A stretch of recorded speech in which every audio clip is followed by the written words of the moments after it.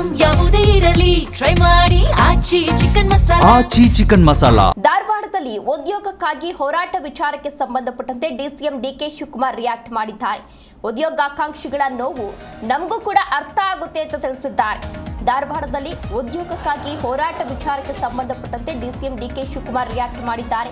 ಉದ್ಯೋಗಾಕಾಂಕ್ಷಿಗಳ ನೋವು ನಮಗೂ ಕೂಡ ಅರ್ಥ ಆಗುತ್ತೆ. ಖಾಲಿ ಇರುವ ಉದ್ಯೋಗಗಳನ್ನ ಭರ್ತಿ ಮಾಡಬೇಕು. ಯುವ ನಿಧಿಯನ್ನ ಈಗಾಗಲೇ ನಾವು ಆರಂಭಿಸಿದ್ದೇವೆ, ನೀವು ಧೈರ್ಯವಾಗಿ ಇರಿ ಅಂತ ಹೇಳಿ ಧೈರ್ಯವನ್ನು ತುಂಬಿದ್ದಾರೆ. ಸದ್ಯದಲ್ಲೇ ಕ್ಯಾಬಿನೆಟ್ನಲ್ಲಿ ಚರ್ಚೆಯನ್ನ ಮಾಡ್ತೀವಿ ಅಂತ ಹೇಳಿ ಡಿಸಿಎಂ ಡಿಕೆ ಶಿವಕುಮಾರ್ ತಿಳಿಸಿದ್ದಾರೆ. ಶೀಘ್ರವೇ ನಿಮಗೆ ಗುಡ್ ಮೆಸೇಜ್ ಅನ್ನ ನಾವು ಕೊಡ್ತೀವಿ ಅಂತ ಹೇಳಿ ಡಿಸಿಎಂ ಡಿಕೆ ಶಿವಕುಮಾರ್ ಅವರು ಭರವಸೆಯನ್ನ ನೀಡಿದ್ದಾರೆ. ಧಾರವಾಡದಲ್ಲಿ ಉದ್ಯೋಗಕ್ಕಾಗಿ ಹೋರಾಟವನ್ನ ಮಾಡಲಾಗಿತ್ತು. ಖಾಲಿ ಇರುವ ಹುದ್ದೆಗಳೇನಿದೆ, ಸರ್ಕಾರಿ ಹುದ್ದೆಗಳು, ಅದನ್ನು ಆದಷ್ಟು ಬೇಗ ಭರ್ತಿ ಮಾಡಬೇಕು ಅಂತ ಹೇಳಿ ಸಾಕಷ್ಟು ವಿದ್ಯಾರ್ಥಿಗಳು ಪ್ರತಿಭಟನೆಯನ್ನ ಮಾಡಿದ್ರು, ಹೋರಾಟವನ್ನ ಮಾಡಿದ್ರು.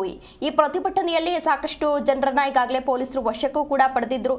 ಸಾಕಷ್ಟು ಚರ್ಚೆಗೂ ಕೂಡ ಗ್ರಾಸವಾಗಿತ್ತು. ಬಿಜೆಪಿ ನಾಯಕರು ಕೂಡ ಈಗಾಗಲೇ ಕಾಂಗ್ರೆಸ್ ಸರ್ಕಾರದ ವಿರುದ್ಧ ಸಾಕಷ್ಟು ವಾಗ್ದಾಳಿಯನ್ನ ಕೂಡ ನಡೆಸಿದ್ರು. ಅದರ ಬೆನ್ನಲ್ಲೇ ಇದೀಗ ಡಿಸಿಎಂ ಡಿಕೆ ಶಿವಕುಮಾರ್ ಅವರು ರಿಯಾಕ್ಟ್ ಮಾಡಿದ್ದಾರೆ. ಉದ್ಯೋಗಾಕಾಂಕ್ಷಿಗಳ ನೋವು ನಮಗೂ ಕೂಡ ಅರ್ಥ ಆಗುತ್ತೆ.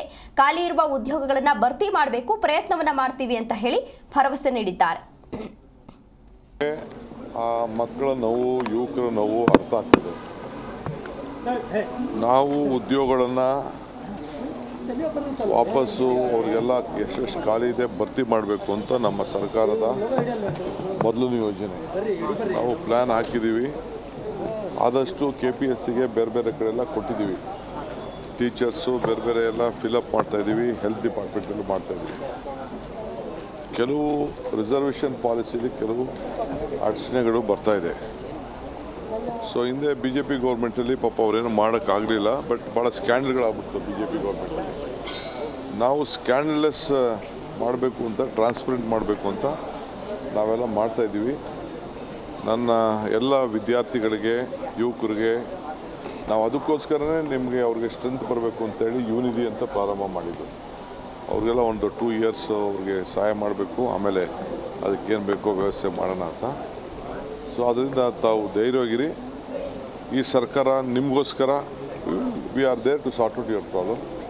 ಸದ್ಯದಲ್ಲೇ ನಾವು ಕ್ಯಾಬಿನೆಟಲ್ಲೂ ನಾವು ಇದ್ರ ಬಗ್ಗೆ ಎಲ್ಲ ವ್ಯಾಪಕವಾಗಿ ಚರ್ಚೆ ಮಾಡಿ ಜಲ್ದಿ ನಿಮಗೆಲ್ಲ ಒಂದು ದೊಡ್ಡ ಮೆಸೇಜನ್ನು ಕೊಡ್ತೀವಿ. ನಮಗೆ ಆ ಮಕ್ಕಳ ನೋವು, ಯುವಕರ ನೋವು, ನಾವು ಉದ್ಯೋಗಗಳನ್ನು